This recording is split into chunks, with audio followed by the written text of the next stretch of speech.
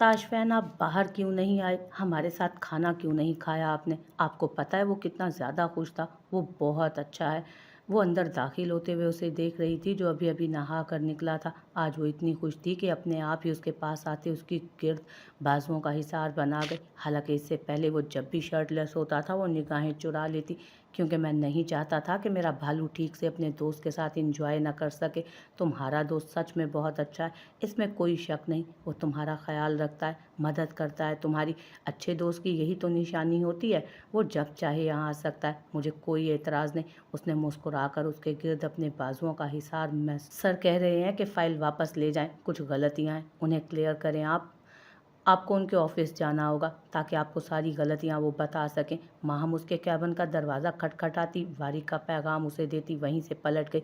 आज पहली बार उसकी बेइज्जती हुई थी वारिक से। वो अपनी काबिलियत की वजह से आज पहली बार उसकी बेइज्जती हुई थी वारिक से। वो अपनी काबिलियत की वजह से कभी भी वारिक के सामने शर्मिंदा नहीं हुई थी, लेकिन आज इस लड़की की वजह से उसे वारिक की डांट सुननी पड़ी थी। इसलिए वो उससे बिल्कुल भी बात नहीं करना चाहती थी, लेकिन फिर भी उसे वारिक का पैगाम तो उसे देना ही था। वो अपनी सोचों में जो गुम थी, वारिक के बुलावे पर परेशानी से उठ गई। अभी थोड़ी देर पहले ही तो वो कहकर गया था कि वो उसे बुलाएगा, बहाने बहाने से। शायद ये भी उसका बहाना ही था। उसका दिल बहुत तेज़ रफ्तार से धड़कने लगा, जैसे वो ज़िंदगी में पहली बार उस शख्स से मिलने जा रही हो। उसे अजीब सा डर लग रहा था, जैसे सब कुछ ख़त्म हो जाएगा। उसकी मोहब्बत, उसकी चाहत, सब कुछ वो अपने हाथों से बर्बाद कर देगी, और वो ऐसा ही तो करने वाली थी। उसने वारिक के बहकावे में नहीं आना था। उसने उसे इतना तंग करना था कि वो उसे तलाक देने पर मजबूर हो जाए, क्योंकि बदर खान के मुताबिक उसे उसकी जायदाद तभी मिलनी थी जब वो वारिक से अलग होकर, वारिक से अलहदगी के बिना वो अपने बाप की जायदाद को कभी हासिल नहीं कर पाएगी। जबकि वारिक का कुछ और ही कहना था, लेकिन बदर खान ने कहा था कि बस वो एक दफ़ा यहाँ पर अपने बाप की जायदाद की वारिस साबित हो जाए, फिर उसे कोई भी कानून अपनी जायदाद लेने से रोक नहीं सकता। और अगर वो अपने बाप की इकलौती वारिस साबित हो जाती है तो फिर उसे किसी के साथ भी कोई भी रिश्ता निभाने की ज़रूरत नहीं। उसके बाप की शर्त तो ये थी कि वो वारिस से शादी करे, तभी उसे जायदाद मिलेगी। शादी उसने कर ली थी, आगे ये रिश्ता निभाना या ना निभाना उसकी मर्जी थी, और वो अपने बाप के कातिलों के साथ कोई ताल्लुक़ नहीं रख सकती थी। क्या क्या मतलब? मैं समझी नहीं बदर खान। वो भला ऐसा कैसे कर सकता है? मेरा मतलब बदर खान तो आपका दोस्त है, वो मूसा खान का भाई था। भला भला वो अपने भाई को क्यों मरवाने की कोशिश करेगा? वो घबरा गई थी उसकी पूरी बात सुनने के बाद। उसने आज ही उसे बताया था कि ये सब कुछ बदर खान की साजिश की वजह से हुआ है। यकीन तो मैं भी नहीं कर पा रहा, लेकिन हकीकत यही है, ये सब कुछ बदर खान ने किया। और पुलिस को शक है कि कोई और इंसान भी बदर खान के साथ इस साजिश में मिला हुआ है। मुझे बस पता चल जाए कि किसने ये सब कुछ करवाया, फिर तुम देखना मैं उसे किस तरह मौत के मुंह में पहुंचाता हूँ। इब्राहिम के इरादे बहुत खतरनाक थे, जिन्हें सुनते हुए उसे खौफ भी आ रहा था। पता नहीं कौन होगा, उसने ऐसा क्यों करवाया होगा। आपको किसी पर शक है? वो उसके पास बैठते हुए पूछने लगी थी। इब्राहिम ने सिर्फ नफ़ी में सर हिलाया। नहीं, मुझे इस मामले में किसी पर भी शक नहीं। शायद बदर खान के साथ भी हमारा कोई मुखालिफ ही मिला हुआ हो। परेशान होने की ज़रूरत नहीं, पुलिस कोशिश कर रही है बदर खान को ढूंढने की। बस वो एक दफ़ा मिल जाए, फिर उसने सब कुछ खुद ही उगल देना है। वो उसकी तरफ देखते हुए बोला, जबकि उसके चेहरे के तो रंग ही उड़ने लगे थे। बदर खान अगर पकड़ा गया तो वो भी बहुत बुरे तरीके से फंस जाएगी। आए मिस मायरा, आप अपनी फ़ाइल यहीं पर भूल गई थी। आए, आप ये फ़ाइल ले जाएं और अपने शोहर को एक मीठा और प्यारा सा किस भी देकर जाएं, ताकि वो आपकी थोड़ी देर की जुदाई को बर्दाश्त कर सके। उसने जैसे ही कमरे का दरवाज़ा खटखटाकर अंदर कदम रखा, वारिक कुर्सी से उठते दिलकशी से कहता उसके करीब आकर उसकी कमर में हाथ डाले उसे खुद से लगा चुका था। मुझे आपकी ये छिछोरी हरकतें बिल्कुल पसंद नहीं वारिक, मत करें। मैं यहाँ काम करने आई हूँ। क्या आप यहाँ पर ये सब कुछ बंद करेंगे? शायद आप भूल रहे हैं कि हम अपना रिश्ता यहाँ किसी के सामने शो नहीं करना चाहते।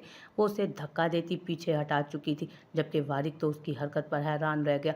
उसका अंदाज बहुत अजीब था। थोड़ी देर पहले वाली तो वो बिल्कुल नहीं लग रही थी, बहुत अलग लग रही थी उस वक्त। उसका गुस्से से अब दिमाग घूमने लगा। आखिर ये लड़की चाहती क्या थी? वो उसे खुद से पीछे धकेल रही थी, धुतकार रही थी। वो शायद गुस्से से उसे घूरते हुए उसकी तरफ आया, जबकि वो निगाहें झुका गई थी। वो बस उसके झुके हुए सर को देख रहा था।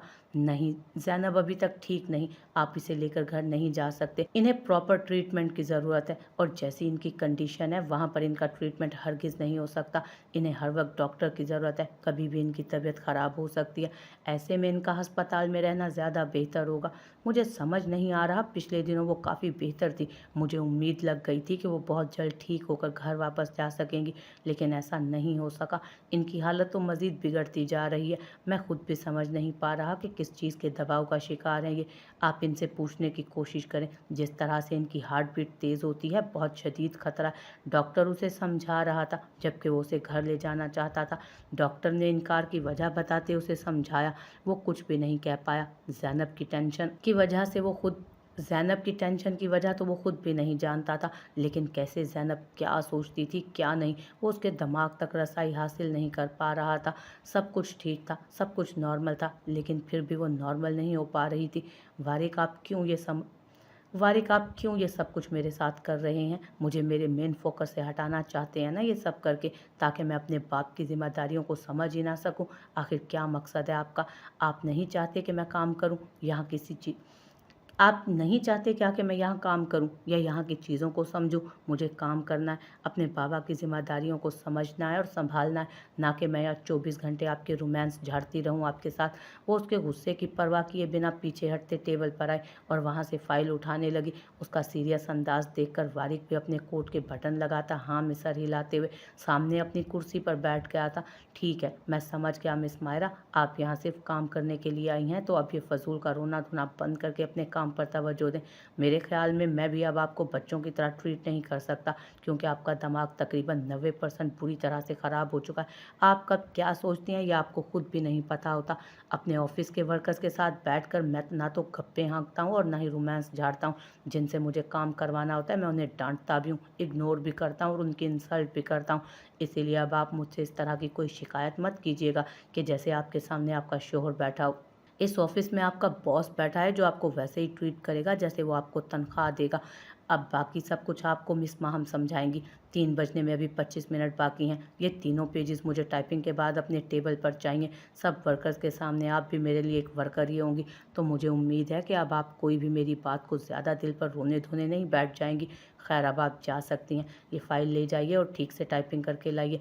वो फाइल की तरफ इशारा करता उसे जाने का कह चुका था। आप मुझसे इस तरह कैसे बात कर सकते हैं? अभी थोड़ी देर पहले आपने मुझसे शट अप मिस मायरा, मुझे ना तो फजूल बोलने वाले पसंद है और ना ही बहस करने वाले, इसीलिए बेहतर होगा कि आप अपना काम करें।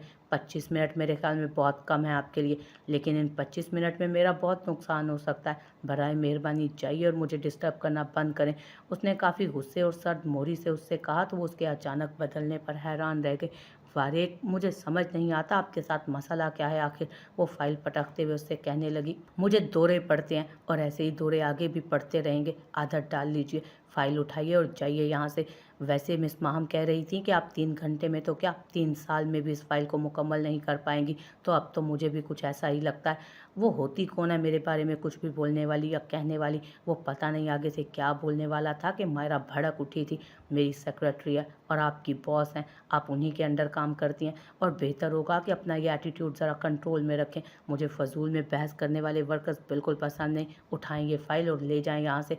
अगर आप ये काम कर सकती हैं तो करें, अगर नहीं कर सकती तो साफ जवाब देकर घर पर बैठकर अपने शोहर के लिए नाश्ता बनाने की प्रैक्टिस करें। वो फाइल उठाकर उसकी तरफ फेंकने वाले अंदाज में कहता अपने लैपटॉप में मसरूफ़ हुआ। मायरा का गुस्से से बुरा हाल हो रहा था। एक उसे माहम पर गुस्सा आ रहा था जो उसके बारे में फजूल बातें अपने बॉस से बोले जा रही थी, और दूसरा उसका शोहर जो ज़रा सी बात समझने की बजाय उल्टा उसी पे चढ़ दौड़ा था। ये टाइपिंग तो मैं आपको अगले 25 मिनट में करके दिखाऊंगी। और वो जो मोहतरमा कहती है ना कि मुझसे 3 साल में भी नहीं होगा, उसे बता दीजिएगा कि आज के बाद मेरे बारे में कमेंट करने से पहले अपने आप को आईने में देखे। आई बड़ी मुझ पर कमेंट करने वाली लंबे बालों वाली चुड़ैल डायन पूजनी, उसका तो मैं वो हाल करूंगी कि नानी याद आ जाएगी।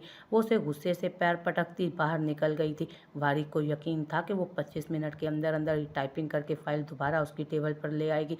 और अब उसे यकीन भी था कि वो रोना-धोना हरगिज़ नहीं करेगी, क्योंकि अब मायरा का चैलेंजिंग मूड ऑन हो चुका था।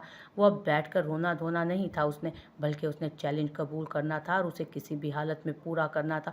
वो चाहती थी कि वो ऑफ़िस में उसकी बॉस बनकर रहे, ना कि शोहर। तो ठीक है, इस बात पर वो अब राज़ी था।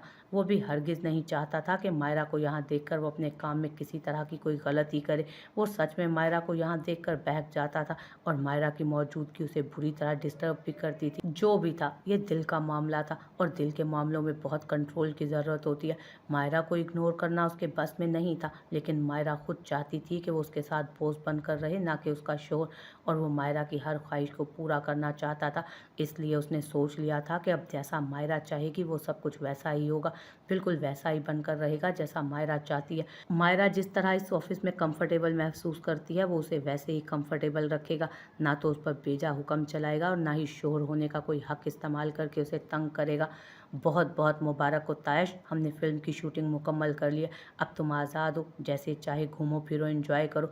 वो सब लोग एक दूसरे को मुबारकबाद देते हुए खुश हो रहे थे। आखिरकार उन्होंने रोज़ की सालगिरह से एक दिन पहले ही सारी शूटिंग मुकम्मल कर ली थी। अब सारा काम एडिटर का था, सब कुछ उन लोगों ने ही करना था। वो बहुत खुश था। इस फ़िल्म की शूटिंग मुकम्मल होने पर 5 महीने के अंदर अंदर उसने सारी शूटिंग करवा ली थी। उसका पहला प्रोजेक्ट इतनी कामयाबी से ख़त्म हुआ था, उसे यकीन ही नहीं आ रहा था। ये फ़िल्म बहुत हिट जाने वाली है। आपको भी बहुत-बहुत मुबारक हो रोज़। आखिर हमने इस फ़िल्म की शूटिंग कंप्लीट कर ली। बहुत अच्छा एक्सपीरियंस रहा आपके साथ काम करने का। मुझे उम्मीद है कि आगे भी मुझे आपके साथ काम करने का मौका ज़रूर मिलेगा। वो उससे मिलते हुए कहने लगा, जबकि रोज़ ने हाँ में सर हिला दिया। ऑफ़ कोर्स हम आगे भी काम करेंगे और बहुत काम करेंगे। तुम्हें बिल्कुल भी फ़िक्र करने की ज़रूरत नहीं। ख़ैर, कल आ रहे हो ना तुम मेरी पार्टी में? तो और तुम अपनी वाइफ़ को भी लेकर आ रहे हो ना, राइट? याद रखना दोनों आना। जी, जी, मैं ज़रूर आऊँगा। आपने इनवाइट किया है तो क्यों नहीं आऊँगा? आना तो मुझे पड़ेगा। वैसे परसों सुबह मैं तनावुश को लेकर कहीं घूमने के लिए जाने वाला हूँ। काफ़ी वक़्त से मैं अपनी बीवी के साथ ठीक से वक़्त नहीं गुज़ार पा रहा। अब इरादा है कि एक ब्रेक लेकर कहीं घूमने-फिरने निकल जाऊँ। वैसे भी मैंने सोचा था कि फ़िल्म की शूटिंग ख़त्म होने के बाद मैं उसे कहीं घुमाने के लिए ले जाऊँगा। वो कॉफ़ी का कप थामते भीड़ से दूसरी तरफ निकल आए थे। हाँ, ये तो बहुत खुशी की बात है। तुम्हें लेकर जाना चाहिए उसे। ख़ैर, तुम मेरे गिफ्ट के लिए तैयार हो ना? तुम्हें याद है कि मैं कल तुमसे बहुत अहम चीज़ माँगने वाली हूँ? उसने अचानक उसे याद दिलवाया तो ताशफैन ने हाँ में सर हिलाया। जी, जी, मुझे याद है। आपको मुझे याद कराने की ज़रूरत नहीं, बल्कि मैं तो बहुत एक्साइटेड हूँ ये जानने के लिए कि आपको मुझसे क्या चाहिए, क्या माँगने वाली हैं आप मुझसे? उसने मुस्कुरा कर कहा, पहले भी बताया था, फिर से बता देती हूँ, मैं तुमसे बहुत ख़ास चीज़ तुम्हारी माँगने वाली हूँ, जिसे देते हुए तुम हज़ार बार सोचोगे, लेकिन मुझे यकीन है कि तुम इनकार नहीं करोगे। वो एक बार फिर उसे तजस्सुस में मुब्तला करते हुए बोली तो ताशफैन ने कंधे उचका दिए। लोगों को गिफ्ट लेने की एक्साइटमेंट होती है, लेकिन मुझे देने के लिए है। मैं बस ये जानना चाहता हूँ कि वो क्या चीज़ है जो आप मुझसे माँगना चाहती हैं। यकीनन मैं आपको ज़रूर दूँगा। वो मुस्कुराते हुए बोला तो रोज़ भी मुस्कुरा दी। WT technical. वाह मायरा बीबी वाह! तुम्हें तो शाबाशी देनी चाहिए। इतना बड़ा नाम लिखा है WT टेक्निकल और तुम्हें इतना समझ में नहीं आता कि ये एक सॉफ्टवेयर कंपनी है। तुम इतनी बेवकूफ़ हो कि इतना बड़ा नाम पढ़ने के बाद भी तुम्हें ये पता नहीं चला कि ये कंपनी किस चीज़ की है, और उसके लिए तुम्हें उस ठरकी ताहिर से 10 मिनट की बातें करते हुए उसे अपने राज़ भी बताने पड़े। वाह मायरा बीबी, तुम तो लानतों के काबिल हो, सर पर जूते पड़ने चाहिए।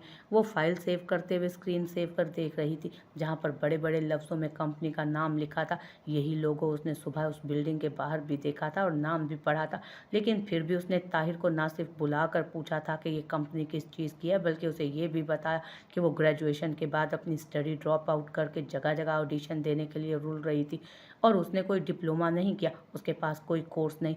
Calm down Myra, calm down. ये कंपनी तेरे बाप की है, किसी का बाप तुझे यहाँ से नहीं निकाल सकता। और महम बीबी, लंबे बालों वाली चुड़ैल, तुझे लगता है कि मैं 3 साल तक ये फ़ाइल नहीं मुकम्मल कर सकती? मैंने ये फ़ाइल 15 मिनट में कर ली है। वो गर्दन अकड़ा कर कहती उठकर वारिक के कमरे की तरफ चली गई। आप इस तरह से अंदर नहीं जा सकती मायरा, आपको कितनी बार एक ही बात समझानी पड़ेगी। वो दरवाजे की तरफ जा रही थी जब उसे पीछे से माम की आवाज़ सुनाई दी।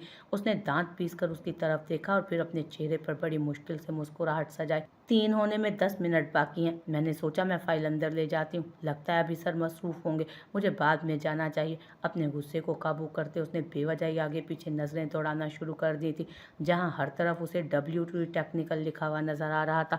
और जब-जब ये वर्ड वो पढ़ रही थी, उसका गुस्से से बुरा हाल हो रहा था। क्यों नज़र आ रहे हो उभर-उभर कर, चमक-चमक कर? क्यों मेरे सामने आ रहे हो?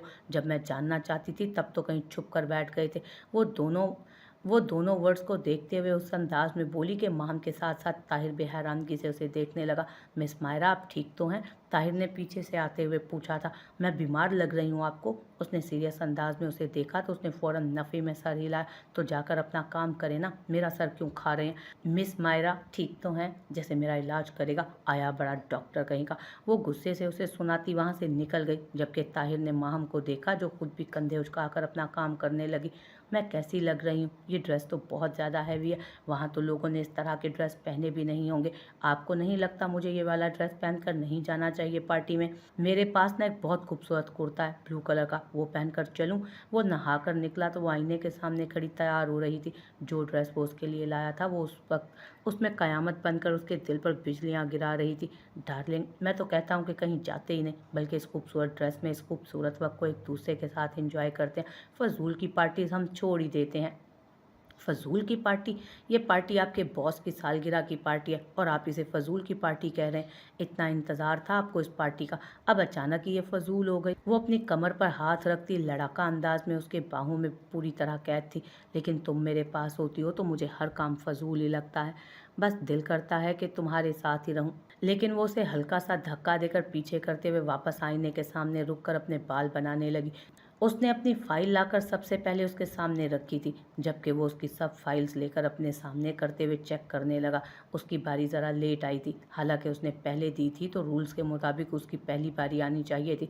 लेकिन वो उसका बॉस था तो वो उसे रूल्स नहीं समझा सकती थी, इसलिए खामोशी से बैठी थी। वो उसकी फाइल चेक कर रहा था जबकि वो एक्साइटमेंट से उसे देख रही थी। उसने बहुत मेहनत से टाइपिंग की थी, सो यकीन था कि इस दफ़ा कोई गलती नहीं होगी। वो खुश भी थी कि वो सबके सामने उसकी तारीफ़ करेगा। जब अचानक उसने एक नज़र उसे देखते हुए वहाँ से रेड पेंसिल उठाकर उसकी फाइल पर जगह जगह लाइनें लगाना शुरू कर दी। वो हैरानगी से उसे देख रही थी, वो उसकी मेहनत की तबाही निकाल रहा था। आप सोच रही होंगी कि मैं किसी प्रेप क्लास के टीचर की तरह ये चेक कर रहा हूँ मिस मायरा। आपने टाइपिंग ऐसी की है, बिल्कुल किसी प्रेप क्लास के बच्चे की तरह। तो मेरा फ़र्ज़ बनता है मैं चेक भी वैसे ही करूँ। ये क्या किया आपने? इस तरह से आप मेरी कंपनी में काम करेंगी क्या? मतलब आप एक इंटरनेशनल टेक्निकल कंपनी में इस तरह की टाइपिंग करेंगी? आपको यहाँ टाइपिंग मास्टर के तौर पर रखा गया मिस मायरा। ये बच्चों वाली फाइल्स बनाकर आप लाएंगी? वो फाइल उसके सामने फेंकते हुए उसे उसकी गलतियाँ दिखा रहा था, जबकि मायरा हैरानगी से अपनी गलतियाँ देखने लगी थी। उसे अंदाज़ा भी नहीं था कि उसमें इतनी सारी गलतियाँ निकल आएंगी। वो तो इतनी खुश थी अपने काम पर। सर, मैंने आपको पहले ही कह दिया था कि ये मिस मायरा के बस की काम नहीं है, इन्हें तो किसी और काम के लिए रखना चाहिए। टाइपिंग मास्टर के तौर पर मेरा नहीं ख्याल ये कुछ कर पाएंगी। अब मुझे भी ऐसा ही लगता है। वो कहकर अब माम का काम चेक करने लगा।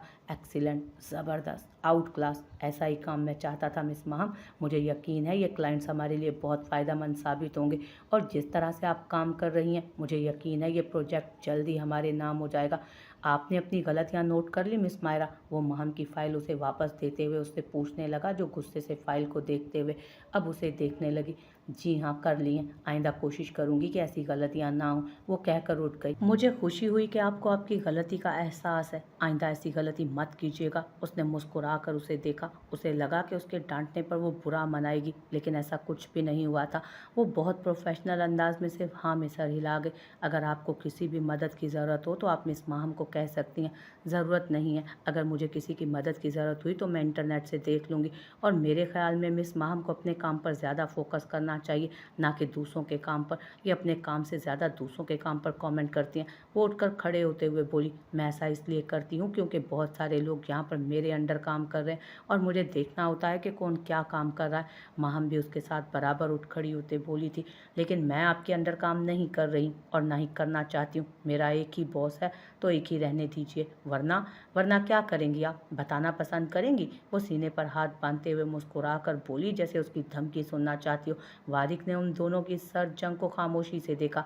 वरना मैं आपके लंबे बालों की चोटी काट दूंगी।